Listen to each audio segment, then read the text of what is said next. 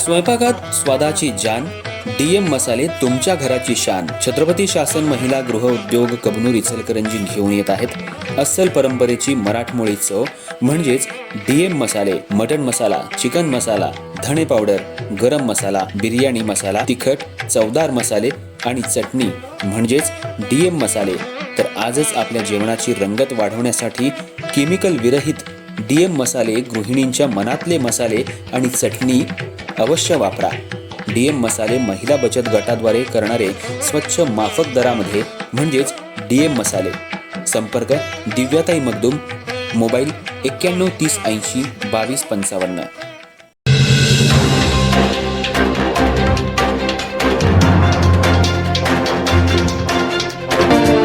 इचलकरंजी शहरातील प्रभाग क्रमांक 13 मधील घोडकेनगर परिसरात सुरू असलेल्या गटार बांधकामाच्या कामाबाबत गंभीर तक्रारी समोर आल्या आहेत.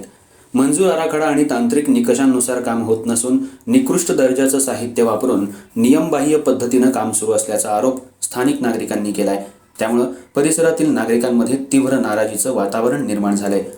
घोडकेनगरातील विविध गल्ल्यांमध्ये सध्या गटार बांधकामाचं काम सुरू आहे. मात्र या कामामध्ये दर्जाहीन साहित्य वापरण्यात येत असल्याचा आरोप नागरिकांनी केला.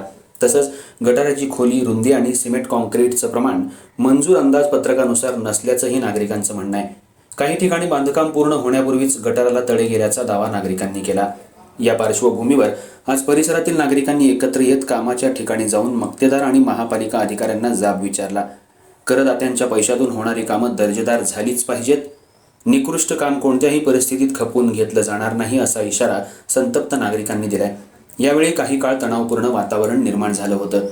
नागरिकांनी कामाची तातडीनं चौकशी करून संबंधित मक्तेदारावर कारवाई करण्याची मागणी केली आहे. तसंच संपूर्ण कामाची तांत्रिक तपासणी करून दोषी अधिकाऱ्यांवरही कारवाई करावी अशी मागणी करण्यात आली आहे.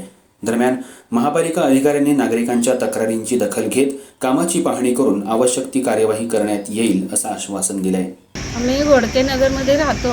घोडकेनगरमध्ये 15 दिवस झालं गटारी उकडून ठेवल्यात आणि ते कॉन्क्रीटच्या करायच्या म्हणून सांगितल्यावर 15 दिवस झालं इकडं कोण पण फिरकलं नाही. लहान मुलं आहेत आमची, जायला यायला म्हाताऱ्या माणसांना अडचण होते, त्यात पडायला होते. सगळं सांडपाणी सगळं दारात झाले, त्यामुळं डास व्हायला लागले. मग कसं काय करायचं आम्ही? तुमच्या घरातलं कोण पडले काय? गटरीत जखमी झाले का कोण? होय, आमचे दीर पडलेत. काय झाले त्यांना? गुडघ्याला लागले की त्यांच्या गटर करून ठेवल्यामुळं. हां, मग ते आता फरशा घालून ठेवल्यात आम्ही मोठ्या मोठ्या तेवढ्यासाठी. मग काम चांगलं निकृष्ट दर्जाचं आहे का चांगलं केलं? निकृष्ट दर्जाचंच केलेलं होतं, त्यामुळे घुशी लागायला लागल्यात. सारखं 2-2 वर्षाला ते करतात. दरवाजे सगळे करून ठेवलेलं, कॉन्क्रीट घालून सगळं केलेलं, दरवाजांना प्रत्येक वेळेला 2-2 हजार घालायला लागते. कुठलं एवढं सारखं प्रत्येक वेळेला? ते परत उकरायला गेले, ते ड्रेनेजची पाईप फोडून ठेवली. आम्ही घोडकेनगरमध्ये राहतो आहे. घोडकेनगरमध्ये जर 2-3 वर्षानं एकदा गटरी होत्यात, त्या गटरी व्यवस्थित होत नाही. उगाचच थूक लावल्यावानी करून जात्या. पैसे कोण खातं हे कळत नाही काय.